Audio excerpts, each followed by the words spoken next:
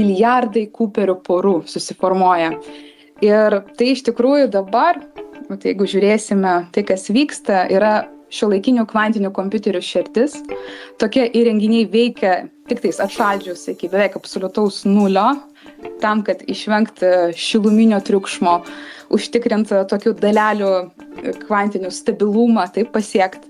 Naudojamos tos pačios Josephsono jungtis superlaidininkai su izoliatorium, bet jie veikia kaip barjerai toms poroms, kurios tunelioja.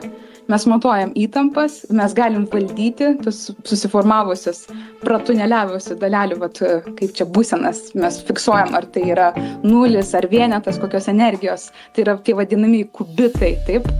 Tai čia dabar IBM-as, Google'as, Oxford, IQM-as, Suomių kompanija, taip. Visų jų procesoriai kvantiniai grindžia būtent superlaidžių grandinių principų.